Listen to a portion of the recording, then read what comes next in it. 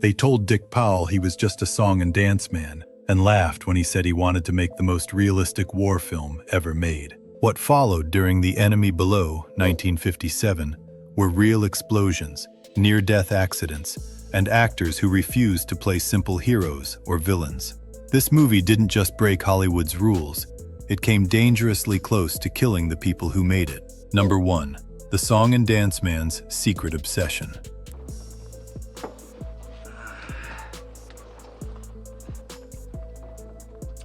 Tastes like a U-boat. I've been in the U-boats too long, Heine. In the days of warm, glowing TV screens, when President Eisenhower was in the White House, Dick Powell was known as the clean-cut singer from cheerful 1930s musicals. He was the pretty boy everyone's mother adored. But by 1957, Powell was done with singing and dancing. He had a quiet dream. He wanted to direct a war movie that showed the enemy as real people, not monsters. The studio heads laughed at the idea. A crooner directing a Navy destroyer film felt impossible to them. Powell didn't just show up and pretend. He locked himself away for months, studying Navy manuals again and again. He learned ship commands, tactics, and torpedo patterns until they became second nature. Does this remind you of your father's quiet discipline after work? That same discipline showed on set.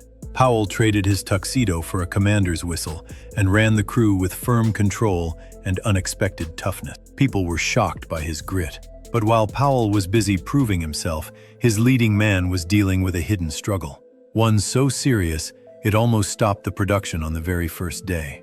Number 2. The Weary Captain with a Hidden Past. Sonar lash at the beginning. He has made contact. Do you wish to change course? No, not yet. We wait until he thinks he has our depth. Think back to the gritty, silent strength of legends like John Wayne, men who carried the weight of the world without saying a word. In 1957, Robert Mitchum was that kind of man, but the studio almost refused to cast him because of a dark scandal. Many viewers told me they were surprised to learn that Mitchum was nearly blacklisted after a high-profile marijuana arrest. The executives wanted a clean hero like James Cagney, but the director saw something different in Mitchum's heavy, tired eyes.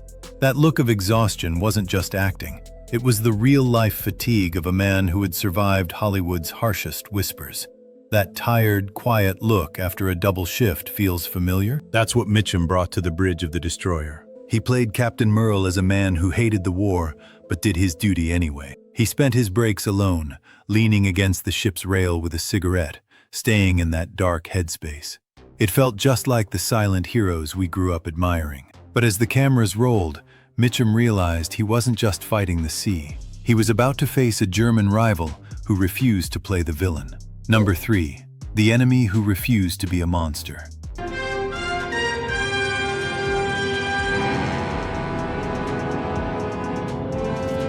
In the late 1950s, kids played stickball and street games until the streetlights turned on. At that time, movie villains were usually shown as scary, faceless monsters. But one actor chose a different path. Kurt Jürgens, who played the U-boat captain, surprised many people. In real life, he was a hero. During the war, he had been arrested by the Gestapo for speaking out against the Nazis. Because of this, Jürgens refused to play a simple, evil character. He made one clear rule. His character must be smart and honorable, or he would not do the role. He wanted to show a skilled sailor who hated the war, just like many real soldiers did. This was a bold choice for an American movie made only 12 years after the war ended. People in those days spoke about the war in quiet, serious voices. Jürgens brought that same serious feeling to the screen. He showed the enemy as a real person, not a monster. Audiences could understand him and even respect him. This idea scared the studio bosses, who wanted an easy bad guy. They did not know that the real danger was still ahead, waiting on the deck of a real warship. Number 4. The Destroyer That Wasn't a Prop.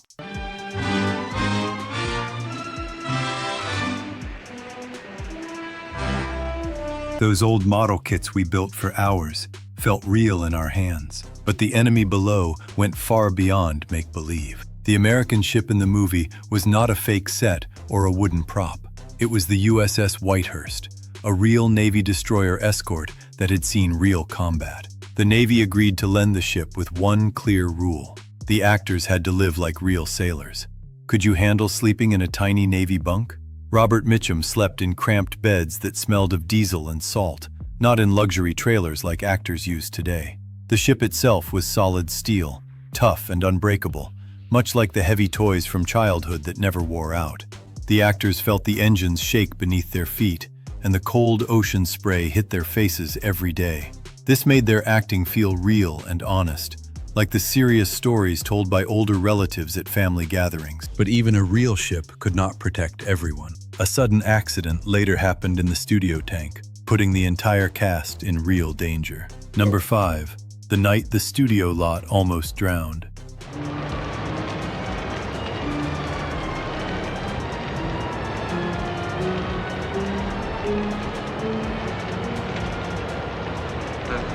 I take you off, Eddie. Come on. Back then, movie magic felt untouchable under the stars, but behind the scenes, it was often dangerous. Many viewers told me they were surprised to learn that the film's U-boat set nearly killed the cast during a massive flood at Fox Studios. Since no real German subs existed, the crew built a 40-foot steel replica in a giant water tank. One afternoon, a heavy valve snapped, and the tank didn't just leak, it exploded. Kurt Jürgens was trapped inside as the water level raced toward the ceiling. Much like the heart-pounding tension of a Saturday morning serial, the crew scrambled to drain the tank before the actors drowned in total darkness. They were saved just in time, but the set was a ruined wreck of oil and wires. After such a terrifying brush with death, would you have the courage to step back inside? The director's next move was even more shocking. He didn't want safety. He wanted real explosions. Are you ready for the shockwave? Number 6. The explosions that shook the sea.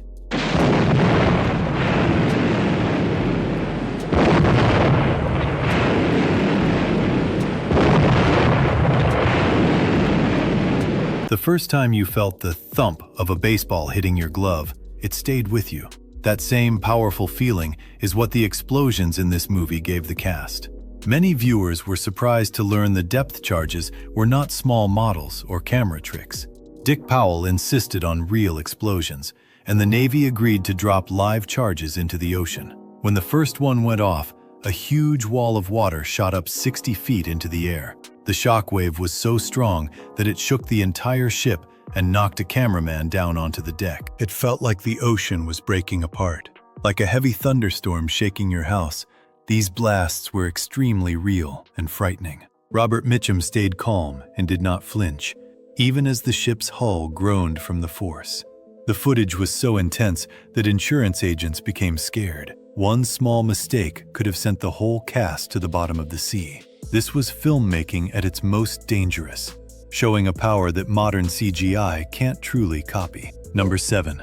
The warrior who wrote the truth. Fire 2.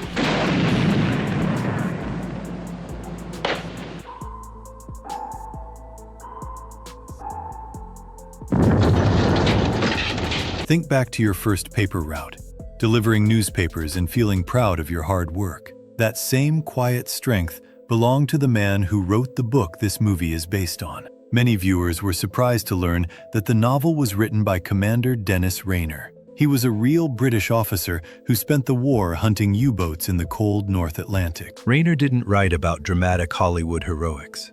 He wrote about the cold, the hard math, and the tiredness of being in charge. The studio bosses didn't like the first script because it was too calm. They wanted big speeches and loud music, but Dick Powell refused to change it. He wanted the story to stay real and raw. Is real life more intense than any movie? Just like the quiet, hard-working men we remember from childhood, this film focused on the real chess game of naval warfare. The suspense felt heavy and real. Powell knew that in a real hunt, the most dangerous weapon wasn't a torpedo. It was the captain who could stay silent the longest. This dedication to truth soon put the star's life in danger. Number 8. 6 inches from a watery grave.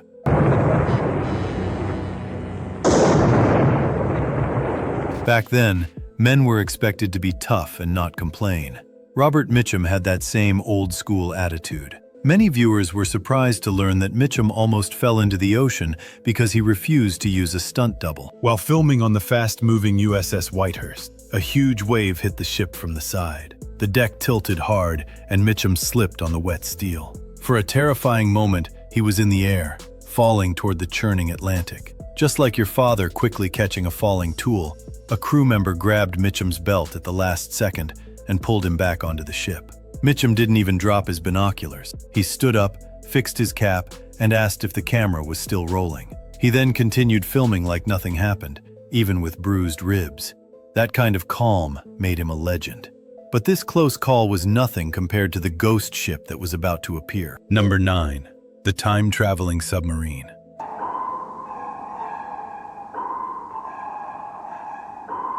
That peaceful water felt a world away from the ghost ship that suddenly appeared during filming. Many viewers told me they were surprised to learn that an active-duty U.S. submarine actually crashed the production. While shooting on the open sea, this real-life sub surfaced nearby for a training exercise. The captain was a movie fan and offered to dive for the cameras on the spot. It was a gift from the heavens, but it created a massive technical nightmare. Much like trying to pass off a shiny new 1957 Chevy as a pre-war clunker, the submarine was far too modern for a World War II story. The studio's continuity experts were terrified that audiences would spot the high-tech equipment, but Powell didn't care. He knew the raw, bone-chilling sight of a real black hull cutting through the waves was more powerful than any plastic model. He used the footage anyway, trusting that the story's tension would keep us from looking at the details. This stroke of luck didn't help the lead actor, who was struggling with a language barrier that felt like a wall. The sudden appearance of the submarine also added a real sense of danger to the set. The crew had to quickly adjust the filming schedule and angles, while the actors tried to stay focused amid the unexpected chaos. Even the ship's crew felt the excitement, knowing a real submarine was nearby. It was one of those rare moments when real life became part of the movie, blurring the line between fiction and reality. Still, the director kept pushing forward, determined to capture the most intense and authentic footage possible. Number 10. The secret language of the deep. Set pattern for 75. Set pattern for 75. Set for 75. Set for 75. That transition from the familiar to something bold and new felt just like the risk the director took with his star. Many viewers told me they were surprised to learn that Kurt Jürgens struggled deeply with the English language during production. His phrasing was awkward, and his rhythm was off. Dick Powell didn't try to fix it. Instead, he told Jürgens to stop trying to sound American. He wanted the audience to hear a man thinking in one language and speaking another. During the high-stress scenes inside the submarine, Jürgens would actually forget his lines and scream orders in his native German. Much like the static on an old shortwave radio you'd tune in your bedroom, that raw, unpolished sound made everything feel more immediate. It reminded everyone that this wasn't a Hollywood caricature. It was a professional sailor fighting in a war he no longer believed in. Powell loved these unscripted moments so much, he kept them in the final cut to build real tension. Have you ever heard a voice that made you feel like you were right there with the person? This language of the deep added a layer of humanity that made the hunt feel personal. It also gave the movie a unique authenticity, like the story was being told by someone who lived it. The crew began to rely on these real moments, knowing they were more powerful than any polished performance. But even these voices couldn't compete with the iconic sound that would soon become the movie's heartbeat. Number 11. The pulse that never stops. It holds the same place, Herr Kapitän. Your zone calls 140. 140. Under the old movie palaces, the cinema was our weekend escape, a place where stories felt larger than life. The enemy below gave those audiences a sound they would never forget. Many viewers told me they were surprised to learn that the iconic ping of the sonar wasn't a real Navy recording. Sound engineers tried using real equipment, but it sounded thin and boring on screen. They wanted something that felt like a needle poking at your brain. They eventually created the noise by blending metal resonance with electronic pulses in a studio. Much like the steady ticking of a grandfather clock in a silent house, that fake ping became the film's heartbeat. It built a tension that made your palms sweat as you sat in the dark. Navy veterans later admitted that while the sound was technically wrong, it perfectly captured the terror of being hunted. Every submarine movie made since has copied this exact sound, but none hit quite as hard as the original. This heartbeat kept the audience on edge, but the real mystery was hiding inside the uniform of an enemy officer. The sound was so powerful that people would jump in their seats every time it rang out. Even today, the ping is still remembered as one of the most chilling movie sounds ever created. It proved that sometimes a small, simple noise can be more frightening than a huge explosion. Yet, while the audience was focused on the sound, the true secret remained hidden, waiting to be revealed in the next scene. Number 12. A secret rebellion in a Nazi uniform. 80 meters, Herr Kapitän.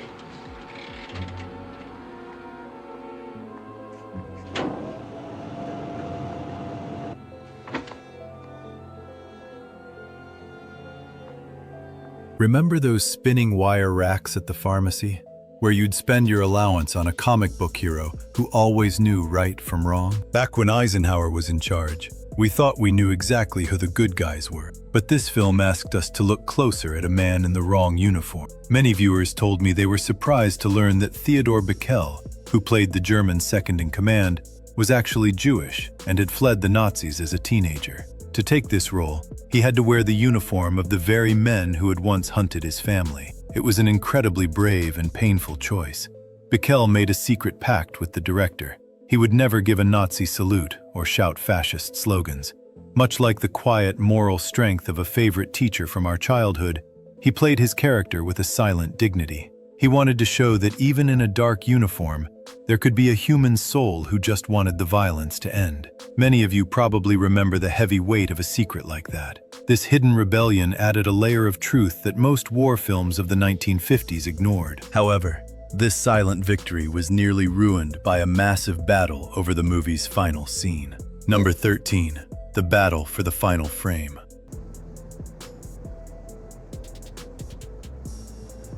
Leb wohl, Heini.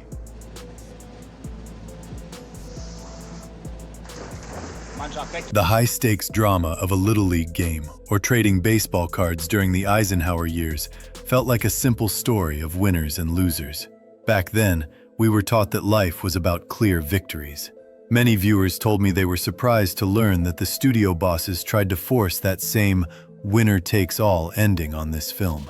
They wanted a big, triumphant scene where the American ship destroyed the U-boat while the crew cheered. It was the standard Hollywood formula we all grew up watching. But Dick Powell absolutely refused to budge. He believed war didn't have real winners, only survivors who respected each other. The argument became so heated that Powell threatened to walk away entirely if they changed a single frame of the final rescue. He wanted the audience to see two tired men recognizing each other's humanity, not a cartoon victory. He risked his whole career in those final seconds, betting that the truth was more powerful than a trophy. It was a massive gamble that almost cost him the movie's release. The studio even tried to pressure him into adding a patriotic song over the ending, but Powell stood firm. He knew the scene had to feel honest, quiet, and real. This stand for integrity led to a final sequence that required one lead actor to actually stop breathing.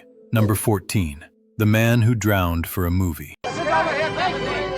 Come over here, Senator Roberts. Sit down. Come on, let's go. Those hot July afternoons at the local swimming hole, competing with friends to see who could stay underwater the longest, felt like a harmless childhood game. Kurt Jurgens took that game to a terrifying level during the film's climax.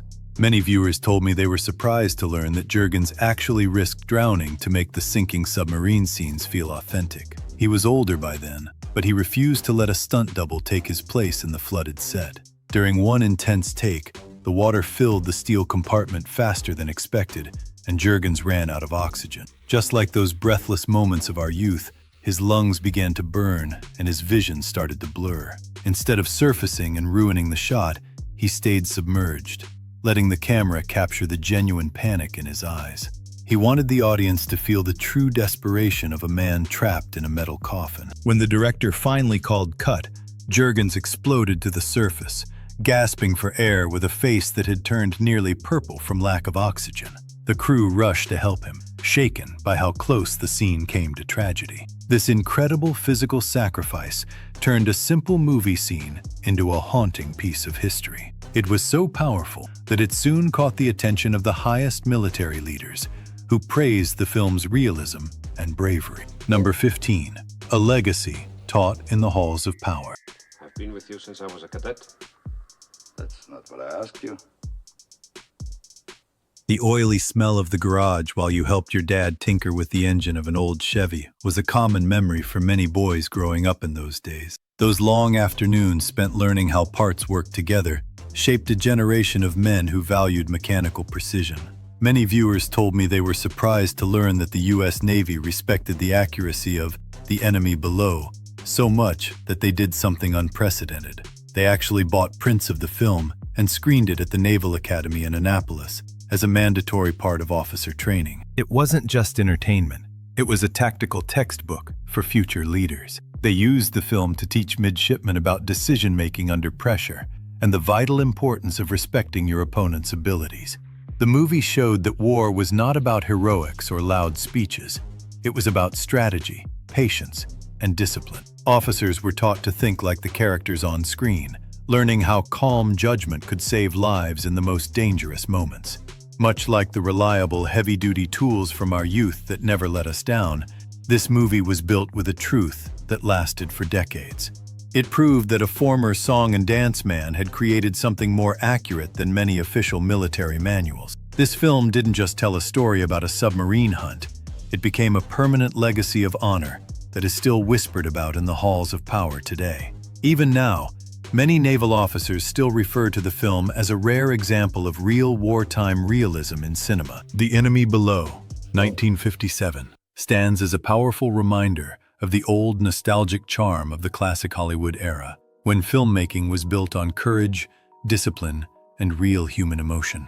In a time before CGI, this classic war movie relied on authenticity, respect for the enemy, and storytelling rooted in truth. It captures the spirit of vintage Hollywood cinema, where performances felt lived in and stakes were genuinely high. For lovers of classic Hollywood war films, this movie remains a timeless masterpiece. Its legacy continues to echo through modern cinema, proving that the golden age of Hollywood created stories that never fade.